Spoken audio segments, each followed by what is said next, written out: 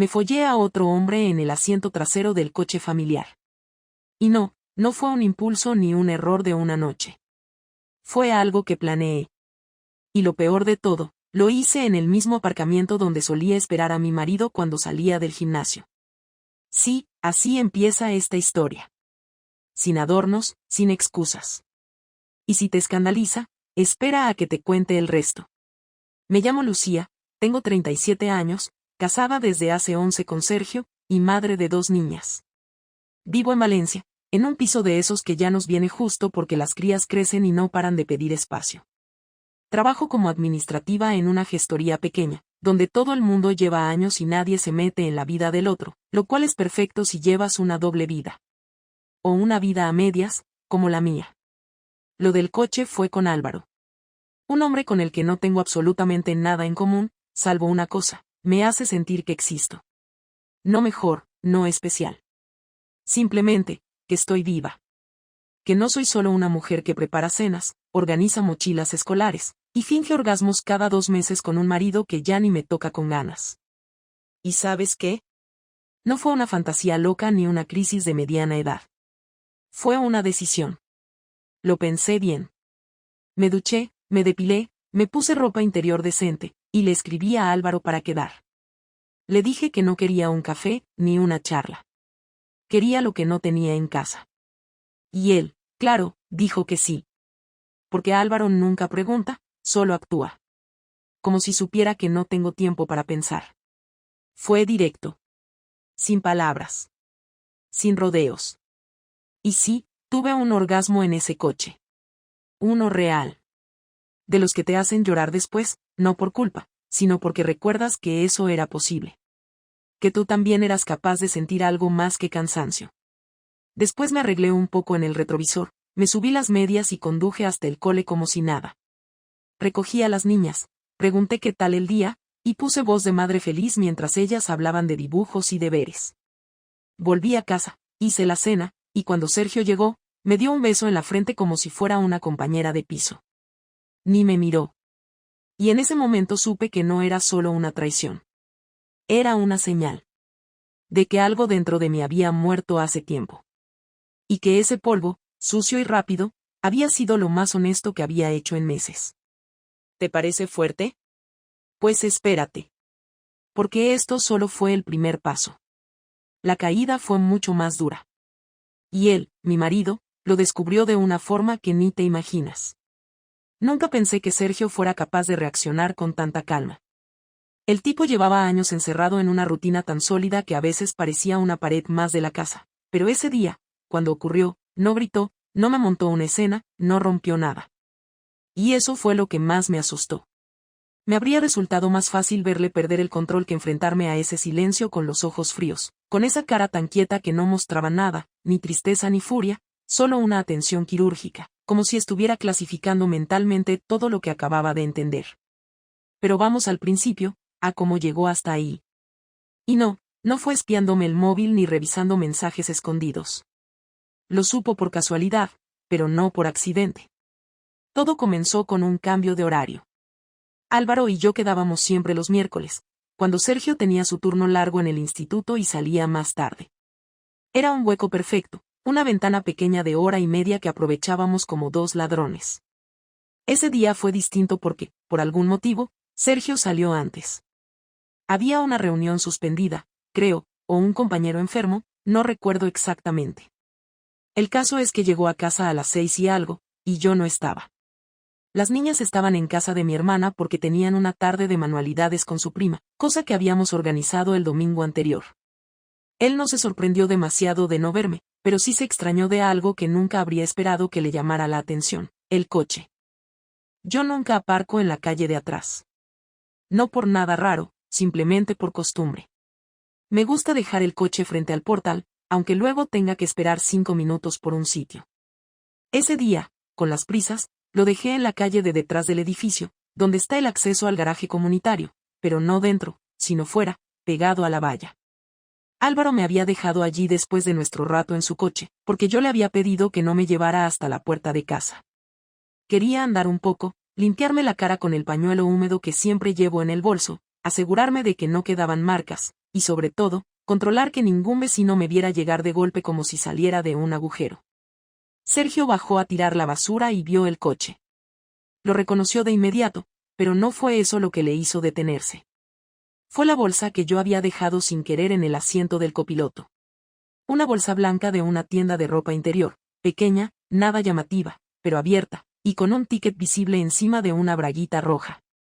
La había comprado ese mismo día por la mañana, no para usarla con Álvaro, sino para un fin de semana que estábamos planeando él y yo fuera de la ciudad.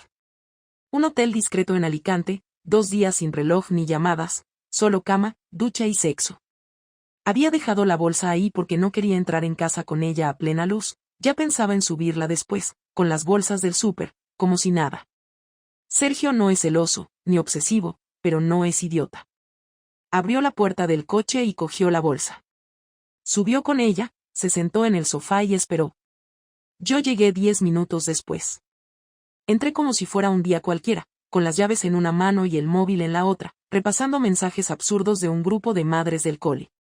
Cuando levanté la vista, lo vi sentado ahí, con la bolsa en las piernas, mirándome fijamente. No dijo nada.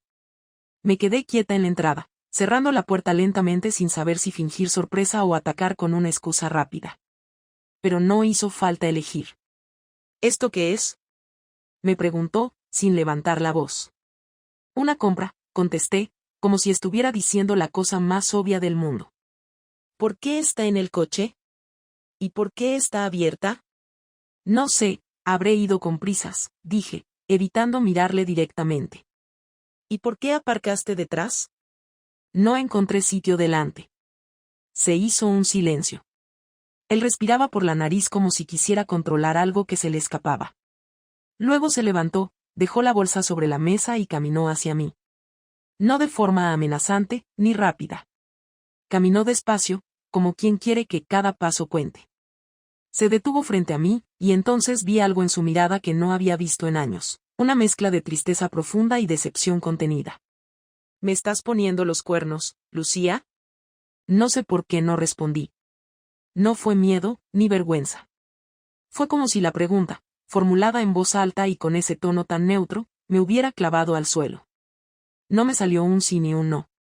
Solo lo miré.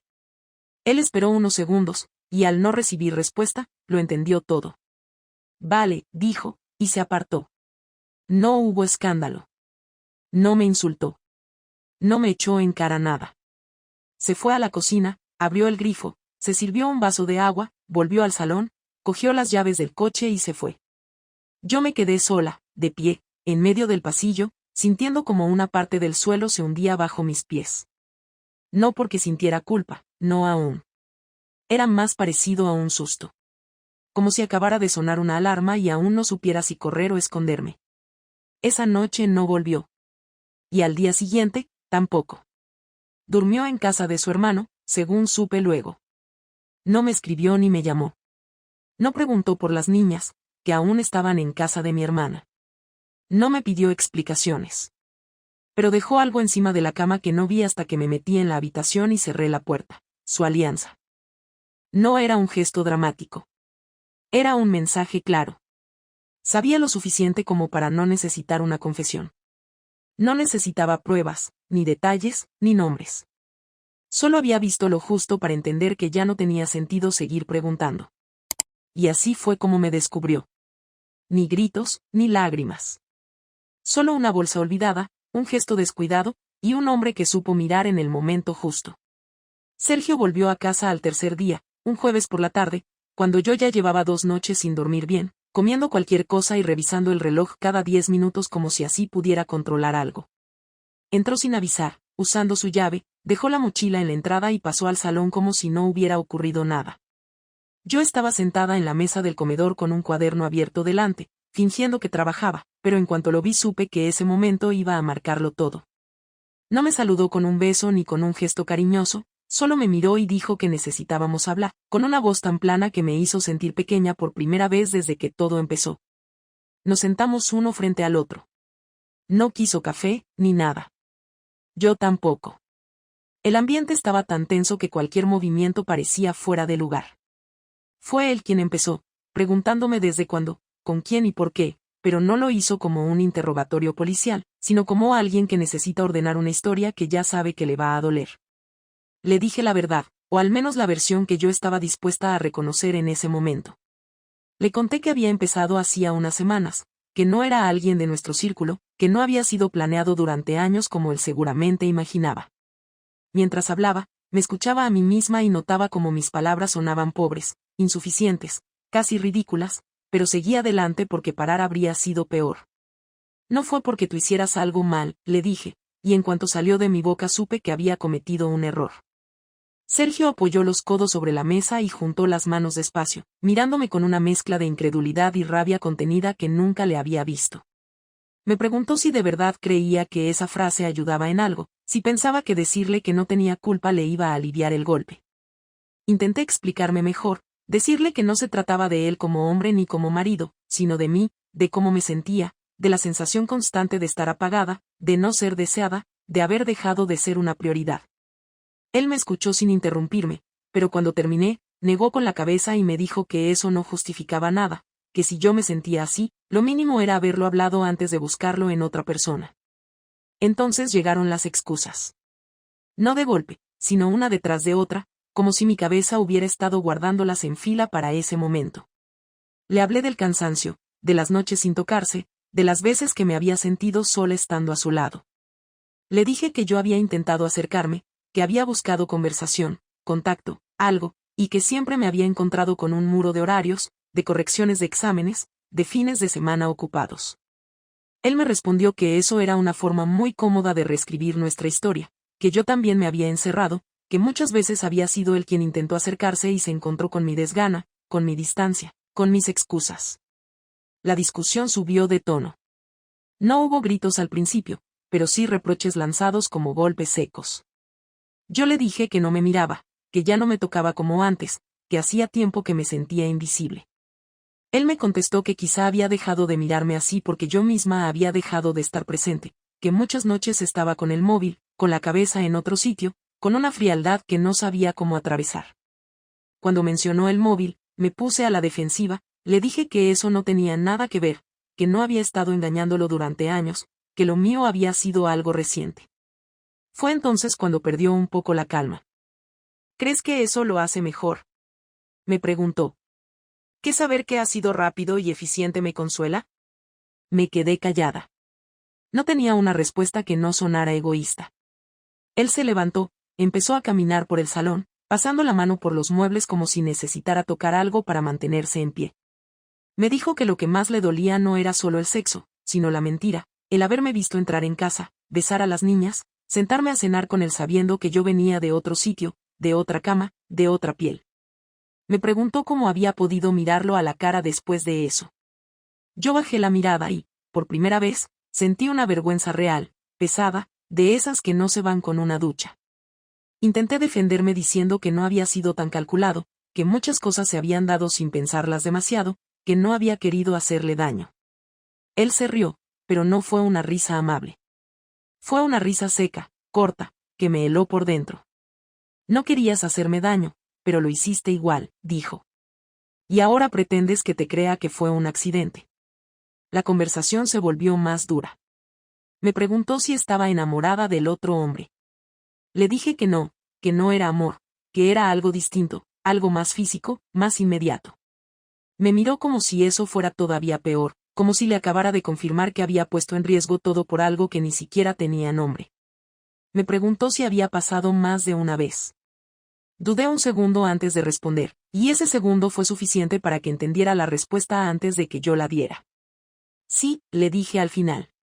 Más de una vez. Sergio se sentó otra vez, apoyó la espalda en la silla y se quedó mirando un punto fijo de la pared durante un rato largo.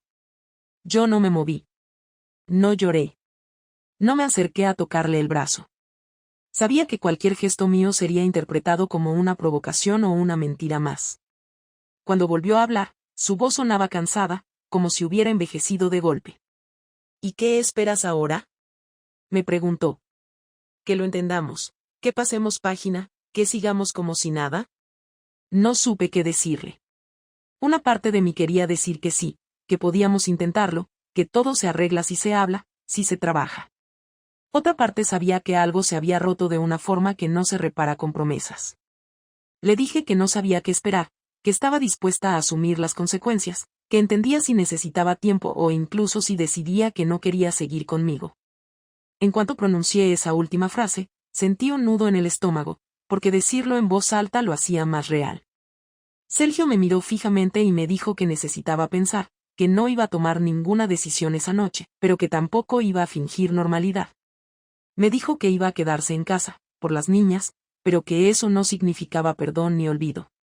Se levantó, cogió una manta del sofá y se fue al cuarto de invitados sin mirar atrás. Yo me quedé sentada en la mesa, escuchando cómo cerraba la puerta, con la sensación clara de que la confrontación no había sido el final de nada, sino el principio de algo mucho peor.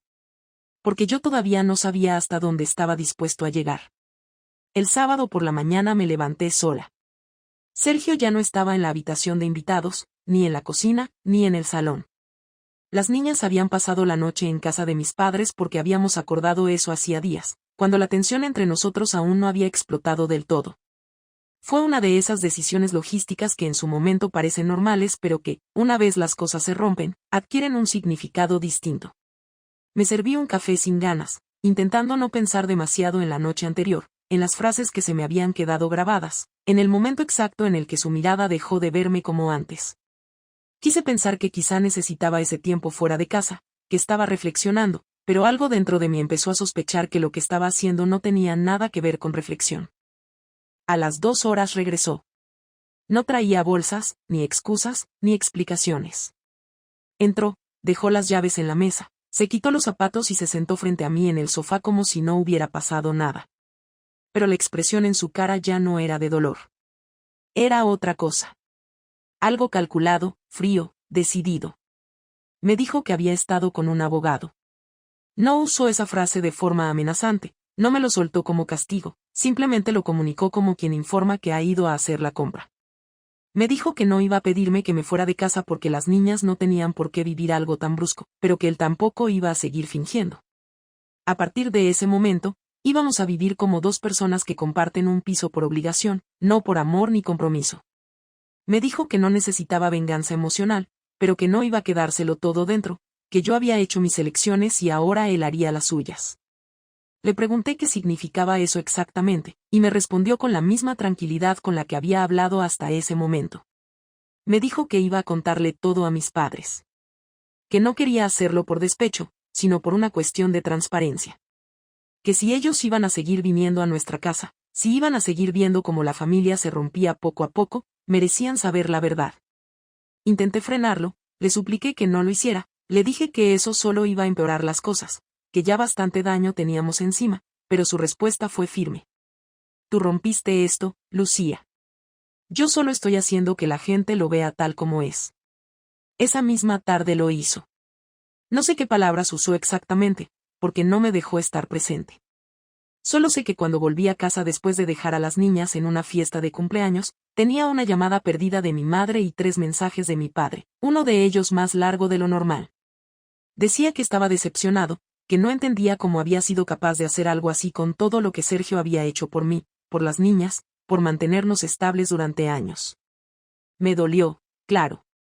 No tanto por el contenido, que era previsible, sino por la rapidez con la que se pusieron de su lado sin ni siquiera escuchar mi versión. Pero luego lo pensé mejor y entendí que no había versión buena. No hay justificación que valga cuando eres tú la que cruzó la línea. Al día siguiente, Sergio dejó en la mesa del comedor un sobre con una lista escrita a mano. Eran cosas mías que iba a sacar del dormitorio principal para hacer espacio. Libros, ropa, maquillaje, un secador, una caja con fotos. Me estaba moviendo de sitio sin echarme oficialmente. Me dejaba la casa, pero no me dejaba el espacio. Y ese gesto me pareció más cruel que si me hubiera pedido que hiciera la maleta. A los pocos días noté que algo más estaba cambiando. Las niñas comenzaron a hacerme preguntas raras. No directamente sobre el tema, pero sí con comentarios sobre por qué papá estaba tan serio, por qué ya no cenábamos todos juntos, por qué yo dormía en el otro cuarto. Les mentí, claro, les dije que papá y mamá estaban pasando por un momento complicado pero que todo iba a salir bien. Lo que no sabía es que Sergio ya había empezado a preparar su siguiente jugada. Llamó a los padres de los amigos de las niñas, a su tutora en el colegio, incluso a la monitora de extraescolares. Les pidió que, si las niñas decían algo raro, cualquier cosa que indicara malestar, se lo comunicaran directamente. Decía que era por el bien de ellas, que no quería que estuvieran atrapadas en una situación incómoda. Y aunque en teoría tenía sentido, la verdad es que lo hizo para proteger su imagen.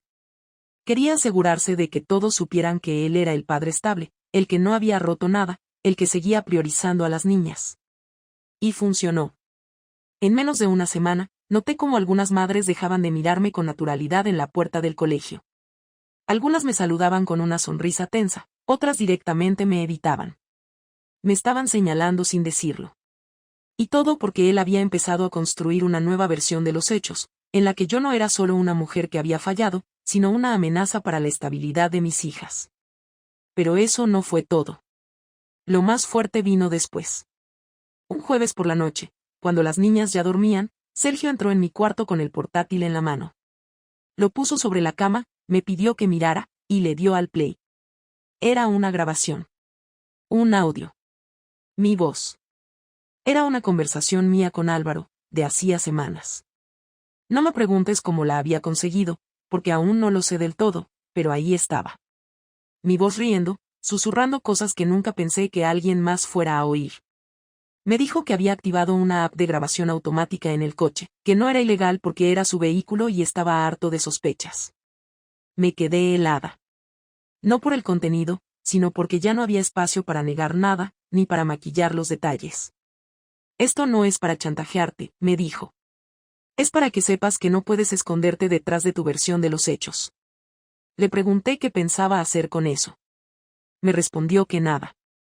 Que no iba a compartirlo, que no era ese tipo de persona. Pero que quería que lo oyera, para que entendiera lo que había hecho con nuestras vidas, con la suya, con la mía, con las niñas. Me dejó sola con el portátil abierto y salió del cuarto sin decir una palabra más. Esa noche no pude dormir.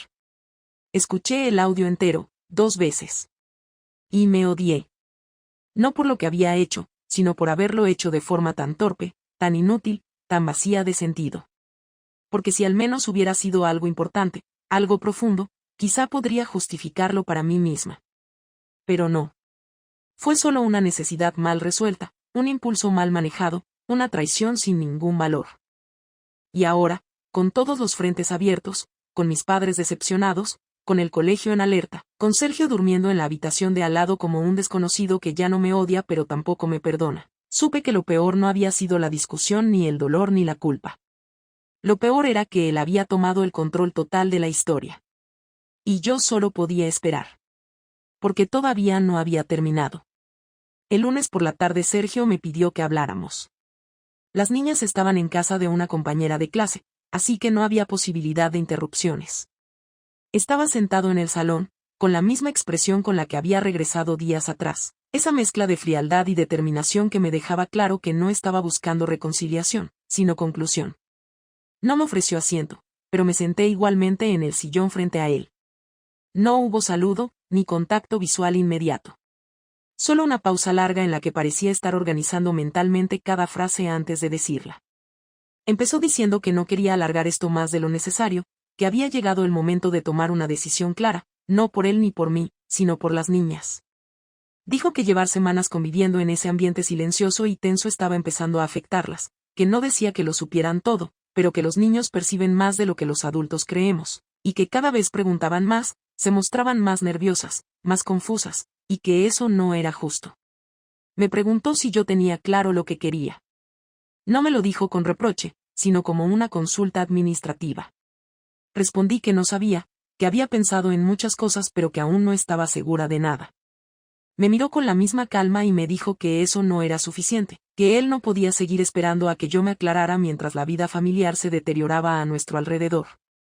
Me explicó que había hablado con el abogado otra vez, que ya tenía los documentos preparados para una separación formal, y que lo único que faltaba era definir quién se quedaba en la casa y cómo íbamos a organizarnos con las niñas. Le pregunté si eso significaba que él ya había tomado su decisión. Me dijo que sí. Dijo que no sentía odio, que había pasado esa fase, pero que tampoco sentía amor. Que no le quedaba respeto por mí como pareja, y que sin respeto no había nada que sostener. que no podía compartir cama, mesa ni responsabilidades afectivas con alguien que había elegido a otro cuando más necesitaba sentirse acompañado. Le pregunté si de verdad no quería intentarlo, si no quedaba nada que rescatar. Me miró directo a los ojos y me dijo que no. Me explicó que una cosa era fallar como pareja y otra era elegir hacer daño sabiendo lo que se arriesgaba. Me dijo que podía entender el aburrimiento, la frustración, incluso el deseo, pero que lo que yo había hecho no era solo un error, sino una elección consciente. Que había decidido mentir, ocultar, fingir, y que eso no lo olvidaba.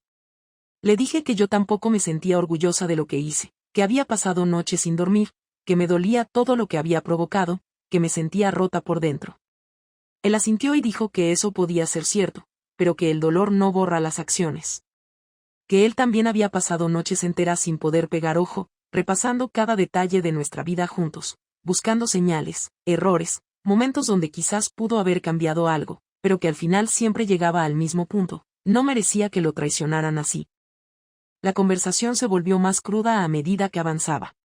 Me preguntó si seguía hablando con Álvaro. Le dije que no. Me pidió que fuera honesta, que no mintiera ahora. Le repetí que no, que hacía días que no sabía nada de él. Me preguntó si lo había bloqueado. Le dije que sí. Me preguntó si me había despedido de él, si le había dicho que todo se acababa. Le dije que no, que simplemente dejé de contestar. Me miró y dijo que eso sonaba cobarde. Le dije que probablemente lo era. No intenté defenderme más. Él ya tenía su verdad construida, y cualquier cosa que dijera iba a ser interpretada como una estrategia. Lo entendí. Acepté que había cruzado un punto de no retorno. Me dijo que ya había decidido mudarse. Que se iría a casa de su hermano durante unos meses mientras buscaba un piso cerca del colegio. Que no quería alejarse demasiado porque quería seguir viendo a las niñas con frecuencia. Me preguntó si yo podía quedarme en la casa con ellas, al menos hasta que terminara el curso. Le dije que sí. Me dijo que no era un regalo, que simplemente era lo más práctico, pero que en cuanto encontrara un lugar estable para vivir, pediría la custodia compartida. No me opuse. No tenía energía para discutir por eso. Me dijo que si no podía mantener el alquiler sola, que lo dijera cuanto antes para buscar otra solución.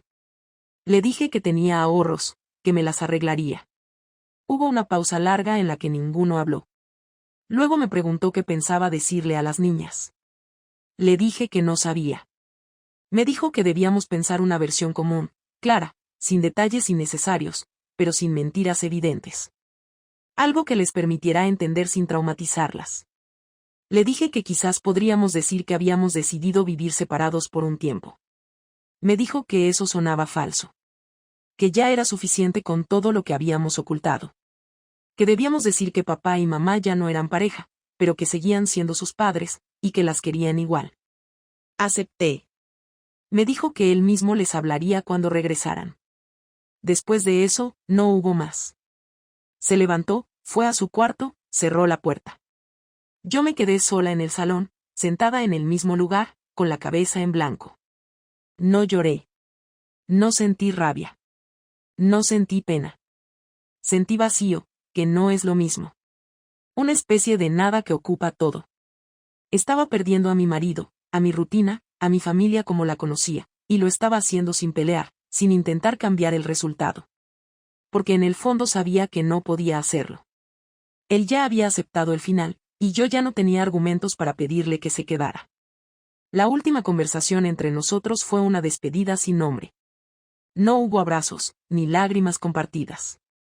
Solo dos personas que compartieron una vida durante años y que ahora solo compartían un acuerdo logístico para separar sus caminos. Él tenía claro lo que quería, y yo, por primera vez en mucho tiempo, entendí que todo lo que había hecho tenía consecuencias que no podía controlar. Sergio no necesitó castigarme más. Su forma de irse fue el castigo más efectivo. Y yo no tenía a quien culpar más que a mí misma. El día que Sergio se fue con las maletas en la mano, no hubo despedidas afectuosas ni abrazos de compromiso. Las niñas estaban en el colegio y él había elegido ese momento para marcharse. Me dejó una nota sobre la mesa con un par de indicaciones prácticas sobre las cuentas compartidas, un par de contraseñas de servicios a su nombre y la dirección provisional donde estaría. No había una sola palabra más allá de lo estrictamente necesario. No un cuídate, no un lo siento, no un gracias por nada. Nada. Cerró la puerta con un gesto suave, sin ruido, como si no quisiera dejar huella, como si incluso el último sonido que generara en esa casa tuviera que ser mínimo, invisible, exacto. Las niñas lo notaron de inmediato cuando llegaron a casa. No hicieron preguntas largas, solo se quedaron muy calladas al ver el hueco donde estaba su mochila habitual, sus zapatillas, el cargador que siempre dejaba conectado en el pasillo. Me miraron esperando que yo dijera algo, pero no sabía cómo empezar. Me senté con ellas en la cocina y les dije la versión más simple que pude construir con las instrucciones que habíamos acordado. Les dije que papá y mamá habían decidido vivir en casas distintas porque últimamente no se entendían bien y necesitaban estar tranquilos para no discutir. Que no era culpa suya ni de nadie, que las queríamos igual y que seguiríamos siendo sus padres en todo momento. La mayor me preguntó si nos íbamos a divorciar. Le dije que por ahora no, pero que las cosas iban a cambiar. Asintió sin más. La pequeña solo me abrazó y luego se fue a su habitación sin decir nada. Esa fue la primera noche en la que entendí que las consecuencias no iban a ser solo emocionales, también serían prácticas, cotidianas, constantes. Durante las siguientes semanas, la rutina se transformó en algo más difícil, más lento. Las tareas se multiplicaron. La casa se sentía más grande, no por el espacio, sino por la carga. Cada silencio pesaba más, cada ausencia se notaba incluso en los objetos. Me sorprendía mirando el perchero vacío, la taza que él solía usar, los gestos automáticos que aún tenía cuando me levantaba los fines de semana esperando verlo en el salón leyendo. Intenté no dramatizar, mantenerme funcional, pensar en lo urgente y dejar a un lado lo emocional. Llevaba a las niñas al colegio, cocinaba, trabajaba, limpiaba, hacía llamadas, resolvía cosas.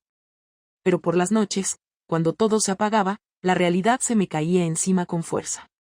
Lo más difícil fue aceptar que ya no había marcha atrás. Durante unos días, una parte de mí pensó que quizá el tiempo nos ayudaría a suavizarlo todo, que tal vez, con distancia, Sergio reconsideraría las cosas. Pero no hubo señales de eso. Ninguna. Él cumplía con todo, veía a las niñas, las llevaba al parque, venía a casa a por libros, ropa, documentos, y siempre con el mismo tono educado pero completamente desconectado. No había rastro del hombre que una vez me miró con ganas de futuro. Solo quedaba un hombre que estaba cerrando capítulos con precisión quirúrgica. Álvaro desapareció de mi vida en paralelo. Nunca más volvió a escribirme. No lo bloqueé, pero simplemente se esfumó. Imagino que entendió por mi silencio que todo había terminado. No intenté buscarlo, ni explicarle nada. No me sentía con derecho. Él había sido parte de una decisión impulsiva, de una etapa de mi vida marcada por la frustración y la distancia emocional, pero nunca fue algo real en el sentido profundo. Fue una vía de escape mal elegida. Una que me costó demasiado. No lo odio. No lo extraño. Simplemente ya no forma parte de nada. Ni del pasado, ni del presente, ni mucho menos del futuro. Con el tiempo, empecé a hablar con una psicóloga. No porque quisiera encontrar consuelo, sino porque necesitaba entender en qué momento me desconecté tanto de mi propia vida como para no ver el daño que iba a causar. Me hizo preguntas incómodas, me obligó a mirar cosas que había decidido ignorar durante años. No me dio respuestas fáciles, pero sí me ayudó a ordenar la culpa y la responsabilidad. Me enseñó que nada se rompe de un día para otro, que los vacíos se construyen poco a poco, y que a veces tomamos decisiones terribles solo para sentir algo distinto, lo que sea, aunque sea breve, aunque sea falso.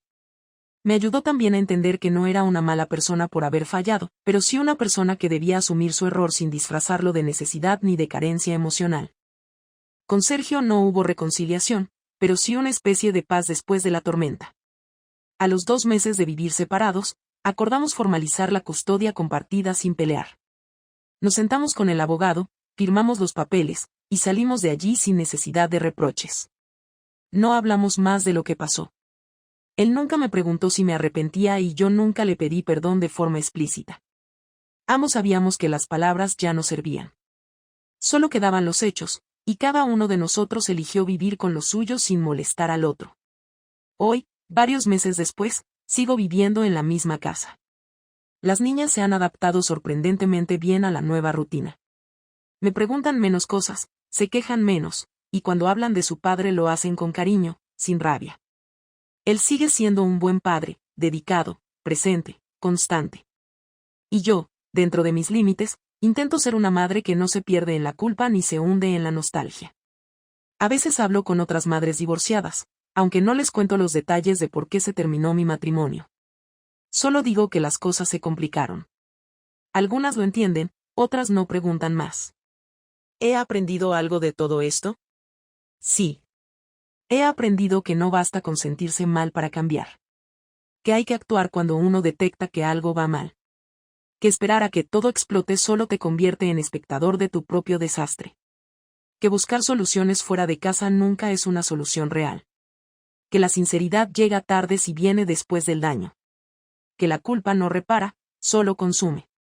Y que cuando pierdes el respeto de alguien que te quiso de verdad, no hay forma de volver a construirlo. No sé qué vendrá ahora. No sé si algún día volveré a tener pareja, si volveré a confiar en alguien, si alguien confiará en mí. No tengo prisa por saberlo. Por ahora solo intento mantenerme estable, cuidar de las niñas, trabajar, respirar, cumplir con lo necesario. A veces, cuando estoy sola, me acuerdo de momentos buenos con Sergio y me sorprendo sonriendo. No como quien quiere volver atrás, sino como quien acepta que hubo algo valioso que simplemente no supo cuidar. Y eso es todo.